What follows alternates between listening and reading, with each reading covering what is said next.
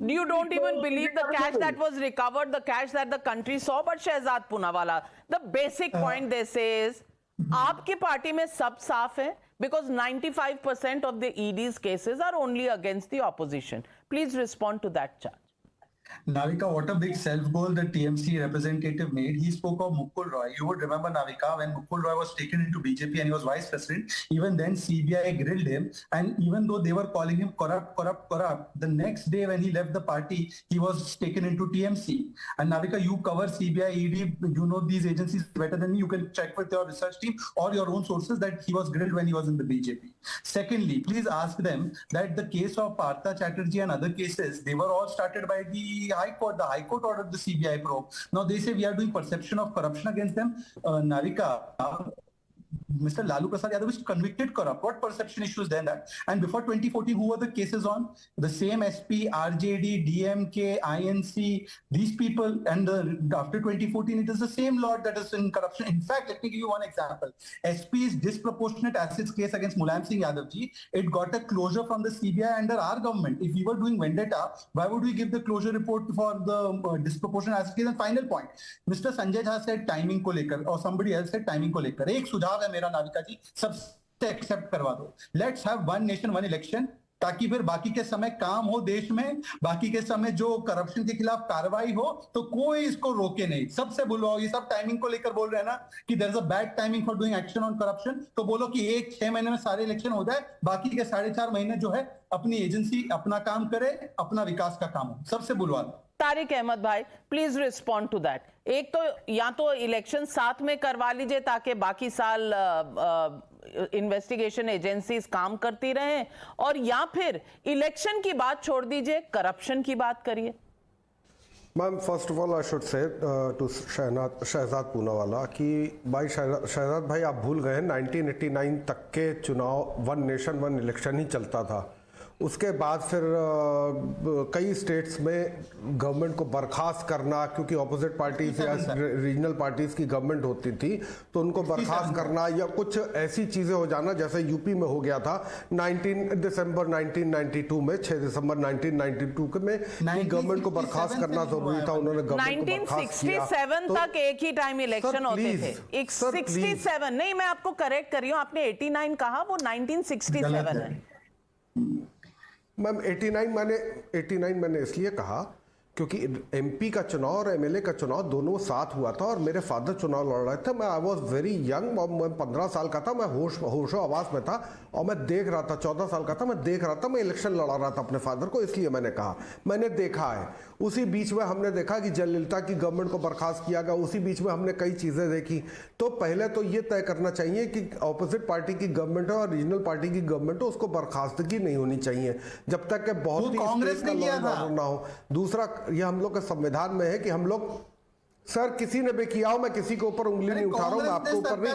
मैंने यहां तक कि कहा कि 1992 में बीजेपी की गवर्नमेंट, हमारी सरकार बर्खास्त हुई और इंदिरा जी ने तो एक समय शहजाद भाई आप चालू रखिए. शहजाद भाई आप बोलिए, आप बोलिए. इंदिरा जी ने 9 आप बोलिए, मेरा कोई हक नहीं, मैं गलत आ गया हूँ. ढांचा गिरने के बाद मैं आज्ञा लेता हूँ. नविका जी मैं आज्ञा लेता हूँ. धन्यवाद. तारिक अहमद, टाइम पूरा हुआ, मुझे तारिक अहमद भाई, जिन पर आप इल्जाम लगा रहे हैं कि बर्खास्त करते थे सरकार, वो तो कांग्रेस की सरकार थी, बीजेपी. मेरी बात तो सुन ही रहे हैं. चलिए, बात तो सुन लीजिए पहले. चलिए बोलिए. 1992 में बीजेपी की गवर्नमेंट बर्खास्त हुई थी, कांग्रेस ने किया था. मेरी बात ही कोई नहीं सुनने को तैयार है. मैं ये कह रहा हूं कि किसी भी पार्टी को दूसरे ऑपोजिट पार्टी की गवर्नमेंट को बर्खास्त करने का अधिकार, इस तरह का कोई भी अधिकार स्टेट गवर्नमेंट के पास नहीं होना चाहिए. संविधान में ये अधिकार है. दूसरा, संविधान में एक और चीज है कि इतने समय तक के किसी भी स्टेट को बगैर चुनी हुई सरकार का नहीं रख सकते हैं. मान लीजिए आज की डेट में महाराष्ट्र की सरकार बर्खास्त हो जाती है, 2 साल 2.5 साल 3 साल बाद चुनाव है, तो क्या 3 साल तक राष्ट्रपति शासन चलेगा? It is not possible. हम तो कह रहे हैं आप एक साथ चुनाव कराइए. इसका ईडी की कार्रवाई से क्या कनेक्शन है? मैम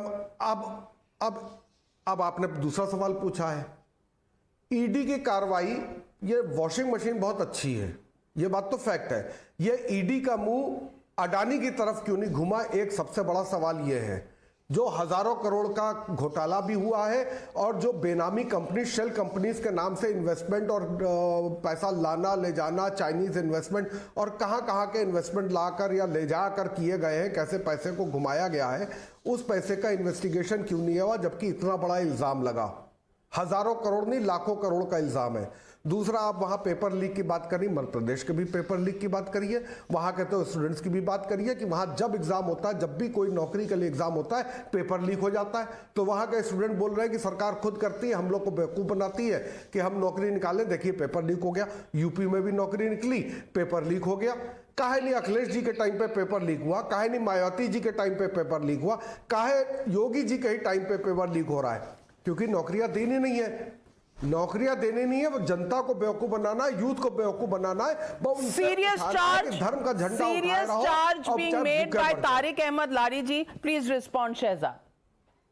देखिए, उन्होंने कहा कि ईडी का मुख अडानी की तरफ क्यों नहीं होता, क्योंकि अडानी हजारों करोड़ों का शेयर ट्रांजैक्शन, चाइनीज इन्वेस्टमेंट लेके बैठे हैं। चलिए, आपकी बात को अगर स्वीकार ले तो फिर राजस्थान और छत्तीसगढ़ में प्रोजेक्ट कैसे लाखों करोड़ का, हजारों करोड़ का नहीं, लाखों करोड़ का है। लाखों करोड़ का, ठीक है, बहुत अच्छी बात है, लाखों करोड़ का है। तो राजस्थान और छत्तीसगढ़ की सरकार ने ऐसे ग्रुप को कैसे प्रोजेक्ट देते? पहली बात। दूसरी बात, टीएमसी का ऑफिशियल स्टैंड मैं आपको कोट करके बताता हूँ।